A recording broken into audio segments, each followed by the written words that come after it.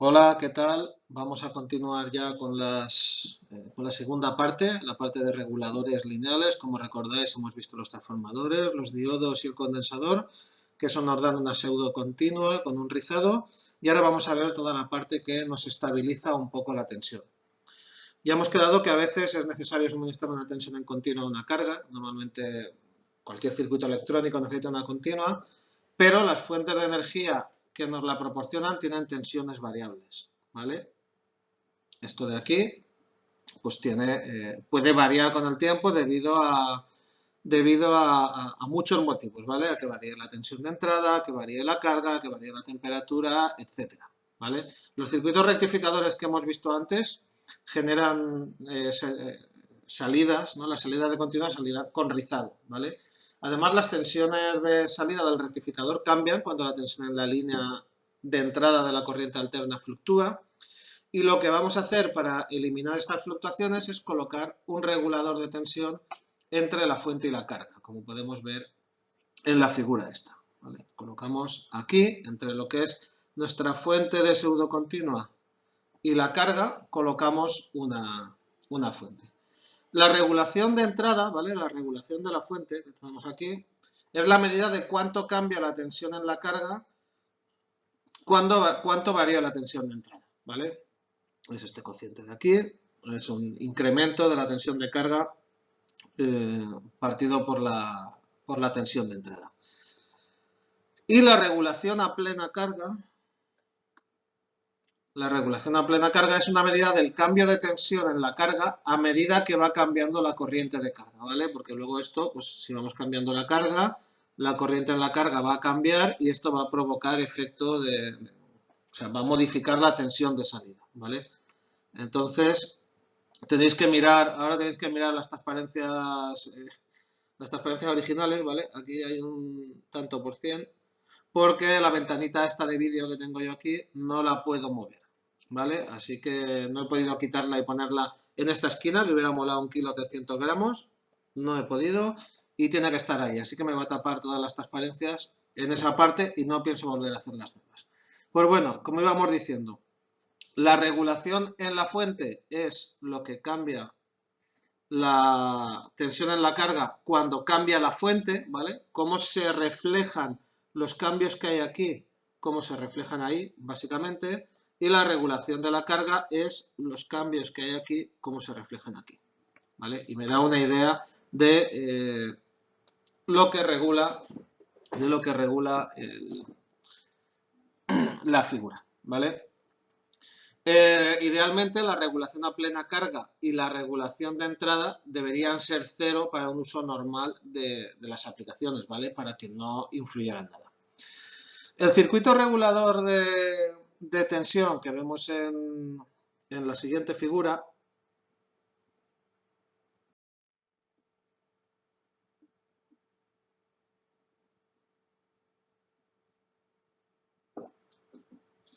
es el esquema general, ¿vale? El diagrama funcional de un regulador lineal, ¿vale? Ahora veremos que escogiendo adecuadamente las propiedades adecuadas, la tensión de carga, los componentes adecuados, etcétera, la tensión que hay aquí es prácticamente independiente de la corriente de carga que circule por aquí, ¿vale? Y de los cambios que hayan en la tensión de entrada. O sea que si lo hacemos adecuadamente, si lo diseñamos adecuadamente, esta tensión va a ser independiente de lo que yo coloque aquí y de lo que me pase por aquí, ¿vale? Hemos estado hablando de los dos tipos de regulaciones. Estoy aquí en una tablet molona y tengo aquí un lapicito de estos con los cuales voy dibujando las cosas por si me veis hacer cosas raras.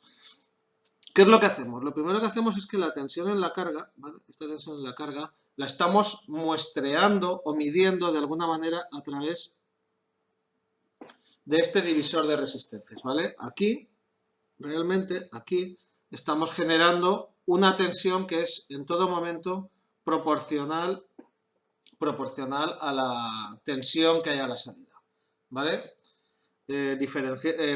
Despreciamos las corrientes de entrada del amplificador diferencial, por tanto, Vamos a pasar a las ecuaciones. Por tanto, la tensión que hay en la entrada no inversora, ¿vale? La entrada no inversora, estamos por aquí, ahí.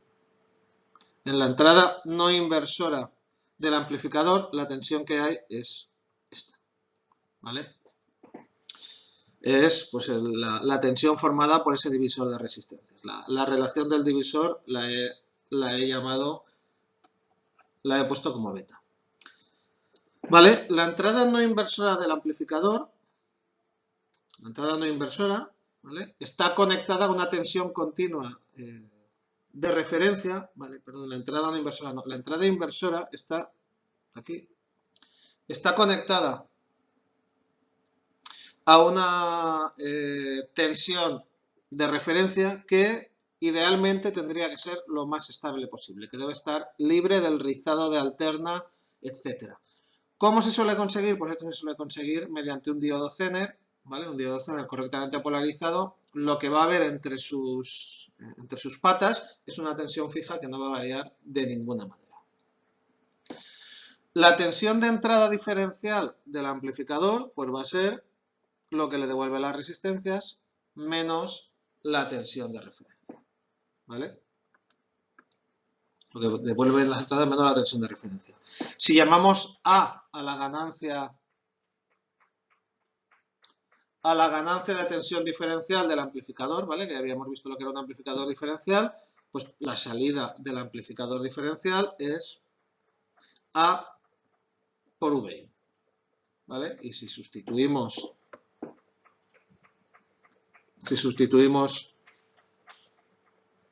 una en otra, pues lo que tenemos es que la tensión de salida, la tensión entre A y B, ¿vale? Cada día estoy más cegato, la tensión entre A y B, que la tenemos aquí, la VAB, que la tenéis en la otra, en la transparencia anterior, si la tenéis más grande, pues la tensión que hay en ese punto es A por beta VL menos VRF, ¿vale? La tensión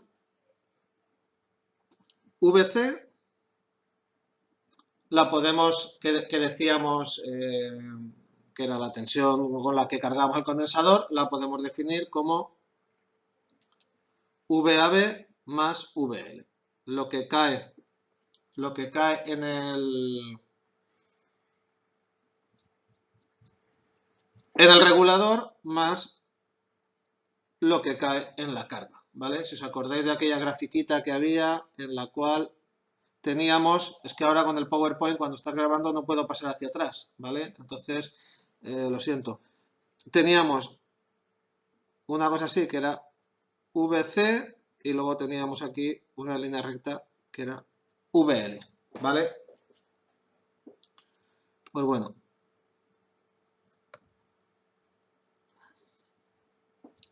Pues nada, sustituimos una en otra y lo que tenemos es que la VC, ¿vale? La V sin regular todavía, tiene esa expresión de ahí.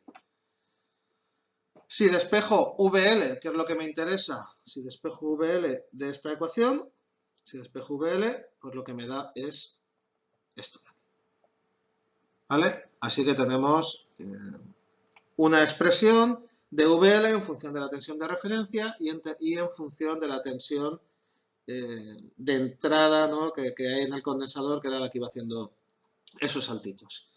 ¿Qué es lo que pasa? Pues la ventaja que tenemos es que la A del amplificador diferencial, la A suele ser grande. Entonces, si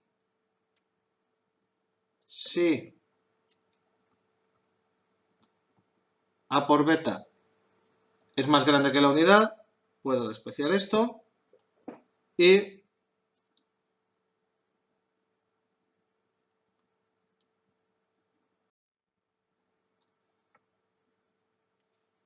puedo sustituir eso y entonces si A por beta es muy grande, A por VC, pues puedo considerar que esto tiende a cero, ¿vale? Con lo cual, ¿qué es lo que me queda? ¿Vale? Este era uno que había tenido que tachar. Pues lo que me queda es que la tensión en la carga, siempre que A sea grande, la tensión en la carga va a ser proporcional o va a depender únicamente de VRF y de esas resistencias que en teoría no cambian con el tiempo. Por lo tanto, para un amplificador con una ganancia alta y una tensión de referencia estable, ¿vale? Si A es grande y V de ref es estable, la tensión en la carga va a ser constante, que es lo que pretendíamos en un regulador.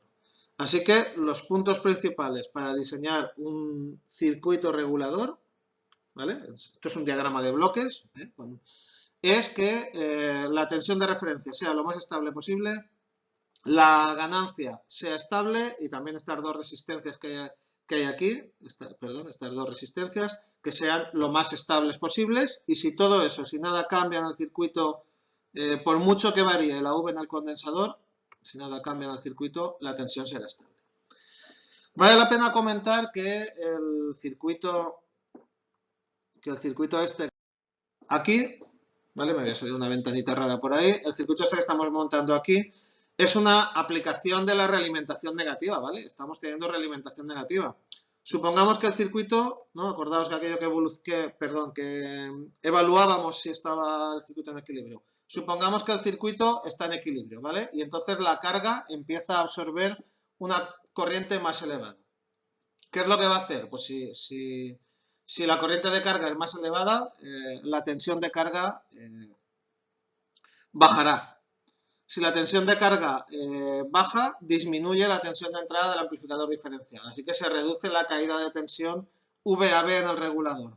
Cuando reducimos VAB, se incrementa la tensión de carga. Por tanto, la realimentación lo que está haciendo es oponerse a cualquier cambio en la tensión de carga, ¿vale? Lo que estamos haciendo es que estamos oponiéndonos a que esto cambie de aquí. Este regulador se denomina regulador serie.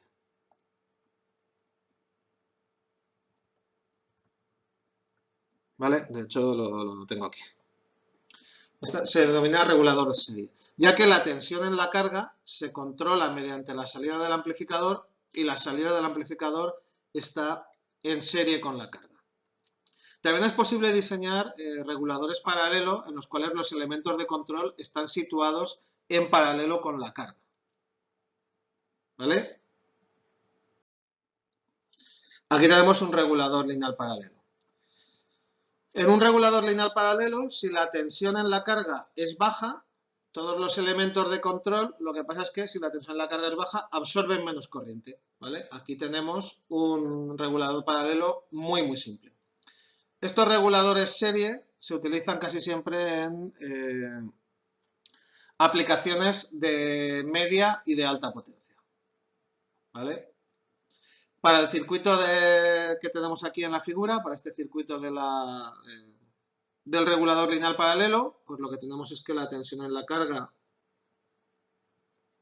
es la tensión que hay ahí menos lo que caiga, la tensión que hay aquí, menos lo que caiga en esta resistencia, y eso va a estar igualado o va a venir definido por esta V de Z, ¿vale? Y luego la corriente que circule por aquí, pues se va a ir parte de ella a la carga y parte de ella al zener, ¿vale? Que es lo que tenemos en estas dos ecuaciones. Las ecuaciones son bastante sencillas, lo que pasa es que hay que ponerse, para diseñarlo, hay que ponerse en las condiciones más desfavorables. Si diseñamos esto para las condiciones más desfavorables, pues cuando funcione en condiciones normales, pues funcionará mejor. ¿Cuáles son las condiciones más desfavorables? Pues que esto sea lo más pequeño, ¿no? La mínima VC que podemos tener, que la corriente del zener también sea la mínima, ¿vale? Y que la corriente por la carga sea la máxima. Eso son las condiciones más desfavorables. Si aplicamos estas condiciones de diseño más desfavorables, pues para calcular el valor de la resistencia, pues simplemente es esta expresión de aquí. Si la corriente en la carga disminuye, el Zener irá absorbiendo la diferencia de corriente proporcionada por esta R. En el límite, si la carga se desconectara, ¿vale? Si la carga desapareciera de aquí, por el Zener circularía toda la corriente. Así que como los Zener pues, no pueden manejar corrientes muy elevadas, muy grandes, el regulador paralelo se utiliza normalmente para fuentes de corriente de baja carga, ¿vale? Con corrientes y menores de 1 amperio, porque es que toda la corriente ha de pasar por aquí, entonces este es el punto débil. Por eso hemos dicho que se utilizan para aplicaciones de baja potencia, por eso. Los reguladores serie, pues lo que utilizan es que utilizan una cosa que se llama transistor de paso, que ahora veremos, y son capaces, pues como los transistores pueden conducir más corriente, son capaces de generar cargas mayores, ¿vale? Vamos a ver un ejemplo de cómo sería un regulador paralelo. ¿Vale? Aquí tenemos un ejemplo de una fuente de alimentación lineal de muy baja potencia para una tensión de carga, aquí la tenemos, de 15 voltios y una corriente de 50 miliamperios. ¿Vale? En principio, esto es un ejemplo que no tendréis por qué ver los valores, pero bueno, ya los tenemos puestos. El generador de alterna pues debe tomarse como la tensión que hay, ¿vale? Esta de aquí. El generador de alterna es la tensión que hay en el circuito abierto del secundario de un transformador, ¿vale? Entonces ahí, acordaos que a nosotros lo que nos interesa es esto es el modelo Thevenin del transformador, pues lo que tenemos es que la tensión en circuito abierto es lo que me caiga en la resistencia más lo que me caiga en el diodo más la tensión AB más la tensión que hay en la carga, ¿vale? Esa es la evaluación de las corrientes que hay. Como para un rectificador de media onda, la corriente del transformador estaba en transparencias anteriores, es 3 veces I sub L, ¿vale? Pues si I sub L es son 50 miliamperios, pues tenemos que aquí, pues 3 veces I sub L son 150 miliamperios, ¿vale? Que es lo que me tapa la ventanita. Con 150 miliamperios la caída en RT es esta. Por tanto, pues la caída que hay en RT, en el diodo y en el... Es que no me veis lo que hago. La caída que hay en la carga más lo que hay en AB más lo que hay en el diodo sale 21,1 voltios. Entonces, para tener suficiente chicha, ¿no? Para tener suficientes voltios para que esto tenga una capacidad de regulación, diseñamos o tomamos un transformador que tenga pues 30-35 voltios. Aquí se ha escogido 32 voltios para tener suficiente margen de regulación, ¿vale? También, estoy borrando los dibujitos, también, no sé si lo diré en la transparencia anterior, pero en la transparencia posterior, pero como luego no puedo volver hacia atrás, pues aquí se ha cogido para el diseño un diodo que os sonará bastante de prácticas, el 1N4002, que es un rectificador muy barato y muy fácil de encontrar, ¿vale? Aquí lo que hemos hecho, ¿vale? Pensad que esto es el transformador, ¿vale? Esto es el equivalente de Thevenin del transformador. Lo que hemos hecho aquí ha sido implementar un rectificador de media onda para simplificar, pero se pueden obtener resultados mejores. Acordaos que mejores porque la I sub L, o sea, la corriente que ha de circular por el bobinado, conforme teníamos rectificadores de onda completa, bajaba, ¿no? Está en la parte anterior. Pues, por tanto, se obtendrían mejores resultados con onda completa, ¿vale? Bueno, vamos a pasar a la siguiente transparencia. ¿Vale?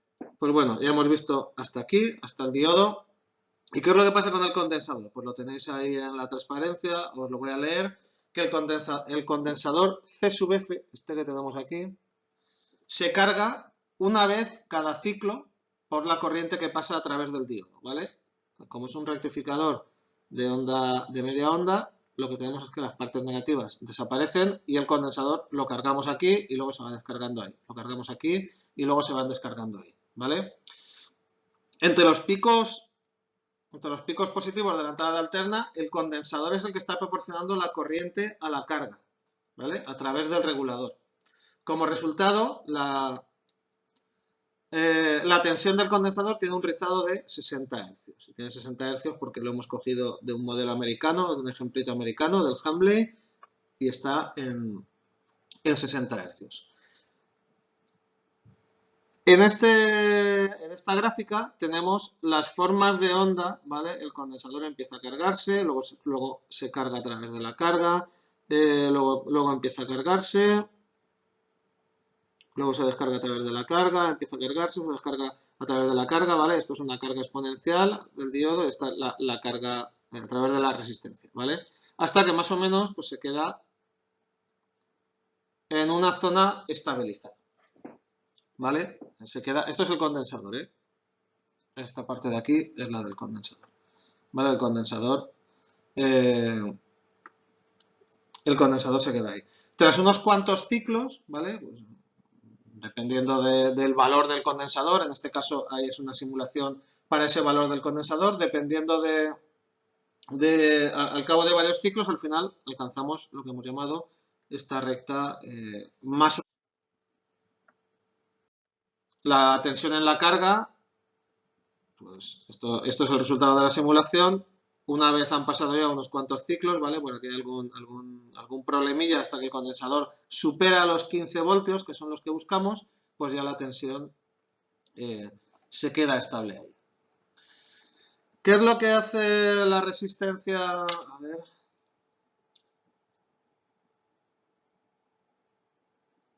Vale. La resistencia R1.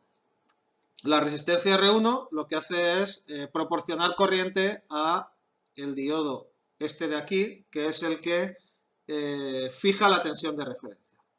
¿Vale? La tensión de referencia en el caso de este diodo aproximadamente son 4,4 voltios y no tiene rizado de alterna. Aunque la tensión aquí vaya cambiando, esta resistencia hace de colchón, esto fija la tensión, el Zener fija la tensión ahí de 4,4 voltios y la mantiene muy fija. ¿Vale? Muy estable. Pues voy a pasar de transparencia y vamos a pasar a la parte del diferencial. ¿Vale? Lo tenéis ahí. ¿Qué es lo que hace el amplificador diferencial? Pues el amplificador diferencial en realidad está formado por estos dos. Estos dos son los que forman el amplificador diferencial. A este transistor se le llama transistor de paso en serie, porque está en serie con la carga y toda la corriente de carga principalmente pasa por él, ¿vale? Esto sí está bien diseñado, esta corriente es despreciable frente a eso y por aquí no circula nada, ¿vale? Toda la corriente de carga pasa por él, por eso se llama transistor de paso en serie. ¿Por qué es necesario ponerlo? Pues porque el operacional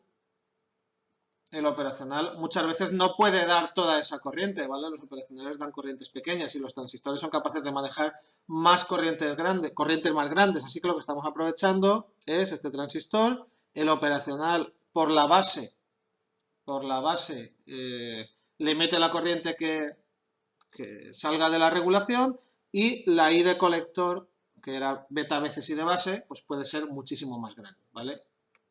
Entonces, por eso se utiliza el transistor, porque es que los operacionales no pueden recogerlo.